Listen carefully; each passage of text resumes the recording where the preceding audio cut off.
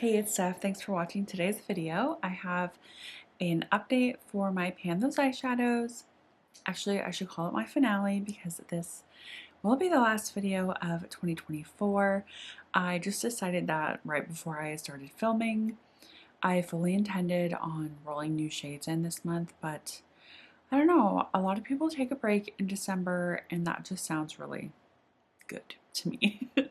I've actually been doing this project like since the middle of last year, I think. I did not do a finale last December. I just rolled things over to 2025.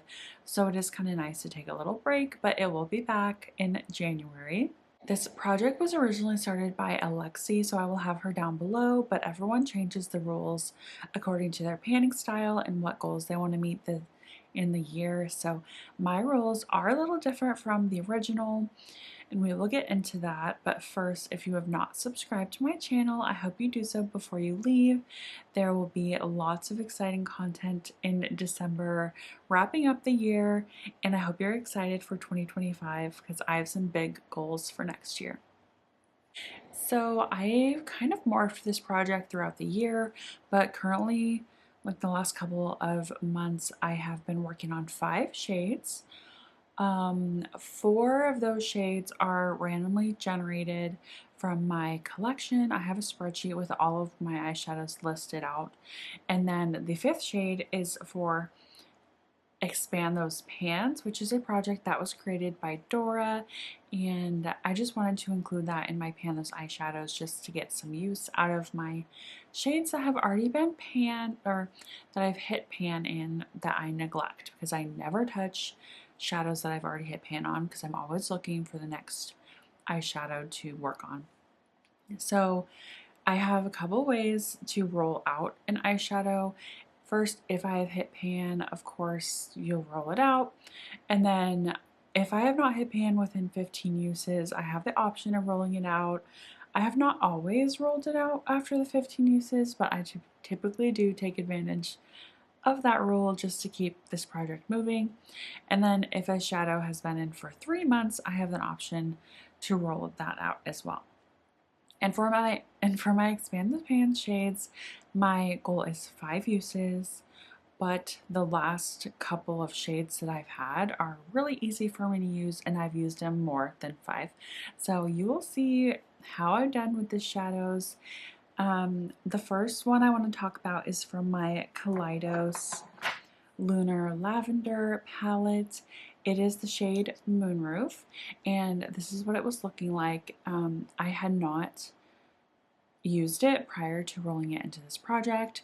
Actually, every single one of these shades was rolled in last month, so I only have 1 month's worth of use, but my color story is so easy that is reflected in the usage. For this shade, I was able to use it 7 times, which I feel like is really good for such a bold color. And this is what it's looking like after those 7 uses. Yeah, it's this shade right here. So I feel like the dip has definitely gotten a little deeper.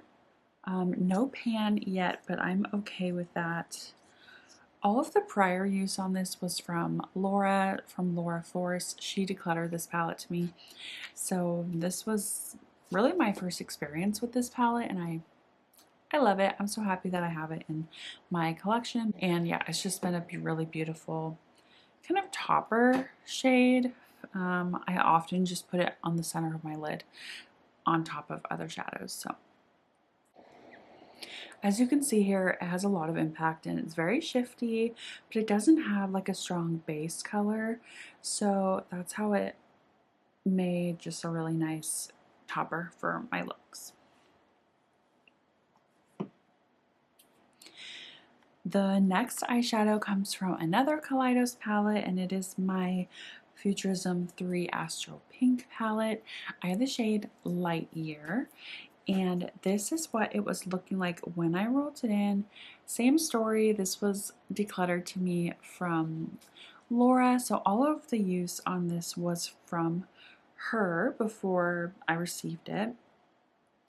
This is such an easy shade for me to use. I used it as an inner corner. I used it on my lid. I've used it as a topper. It was very versatile, and I also used it on my nails, which is actually this nail right here. I have my manicure is long overdue, but this is that shade. And here it is swatched on my hand. It's just a beautiful pink purpley silver. I don't really know how to describe it, but I was able to use this shade 14 times, and one of those uses was on my nails because it's just a single nail. And this is what that shade is looking like. As you can see, I have hit pan. I actually hit pan in this when I did my nails, and I did use it one more time after that just to like expand the pan, make sure that it was actually like a real pan, because when I do my nail polish, I kind of like dig some of the product out, and so I just wanted to make sure that this was a real pan. And 14 uses, I mean, I feel like I should hit a pan in 14 uses anyway, especially there's a lot of use on this when I rolled it in. So that is super exciting. I have another pan in my collection, and I love the shade. I used this shade quite a few times when I used Light Year as an inner corner.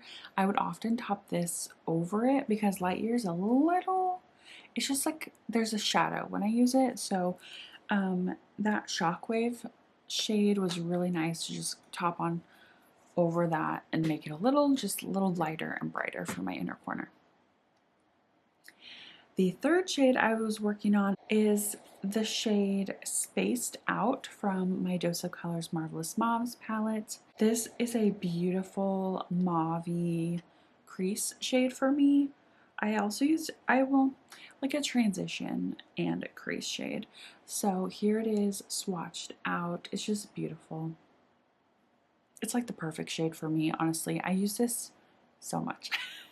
I use this 16 times, and this is what it's looking like after those 16 uses. I've definitely worn off the pattern from the center. I did use this shade a couple of times too, but not very many. So you can see I did get quite a bit of use on this, and 16 uses, definitely nowhere near pan. I bet this is like a 40 to 50 use eyeshadow, but it was just so beautiful as a crease shade and a transition shade. I'm probably not going to be putting up all 16 uses because a lot of my looks were very similar. I just kind of kept repeating the same formula, like this in the crease, and then I would do like a shimmer on the lid, and then I would either top it with this or this and put this in my inner corner. Like I did a lot of similar looks this month, and that's how I was able to get so many uses out of these shadows. The fourth shade was from my Half Caked Pretty Precious palette. It was a shade Twinkle Twinkle. It's a beautiful shimmery taupe color, and this was like a really good lid shade for me. It worked very well with a lot of the different shimmers that I'm working on in other projects and this project too. But here it is swatched out. So my go-to look basically was this in the crease, this on my lid, and this like as a topper, you know, one of those. So I used this 9 times in a month, which is great. Oh, I should show it to you. No pan, but I do have some great usage going on. You can definitely see a dip forming. It's not deep, you know, but you can definitely see that I've used this shade more than others in this palette. And then the very last shade was my Expand the Pans shade, and I randomly rolled this in from my spreadsheet that I have listed all of the eyeshadows with pan, and it comes from my ColourPop That's Taupe palette. It is the shade Rock Steady. This is what it looked like. Obviously, it already had a pan, and my goal was, you know, 5. I think I said 5 uses. I may have changed it to 10 because I knew this shade was going to be so easy for me. But I've used this 18 times this month, and of course, I used that on my eyes. I used it a lot to deepen out the outer corner. I used it as an eyeliner, but I also experimented with this in my eyebrows, and I think it worked really well. I will show some pictures of it in my eyebrows as well, and you can kind of give me your opinion. I have a different eyeshadow in my brows today just because I'm like experimenting, but this is what it looks like after those 18 uses here in the corner. Hopefully the pan has expanded a little bit, but of course I'm not using like a ton at a time, and I was trying to like target like the edges of the pan to kind of expand it. So again, hopefully I did expand it, but I was really happy that I was able to get 18 more uses on this shadow in this project. I talked about in my Throwback 30 project pan, that should be the video right before this one, that next year I'm going to experiment and only use eyeshadows in my brows because I don't have any more eyebrow pencils in my collection, and I didn't really want to buy another one, so I'm just gonna see how I do. So maybe throughout the year you might see an eyebrow shade here and there, but I am going to be changing my rules a little bit for this project, so stay tuned. That is the end of my finale. I hope you really enjoyed following along with this project this year. I have hit quite a few pans, but I've also just gotten really good use out of my eyeshadow collection. My next video is going to be a compilation of some looks that I've created the second half of the year. I've talked about it before, but one of my goals is to use every single one of my eyeshadows for every single one of my eyeshadow palettes for a look. In July, I posted a video of the first half of the year of all of my looks, but I have since used a lot more palettes, and I will be posting if I've met my goal of using every single one of my eyeshadow palettes and what looks that I created. So be on the lookout for that. If you enjoyed this video, give it a thumbs up. And of course, if you have not subscribed, I hope you do so before you leave. I will see you all in my next one. Bye.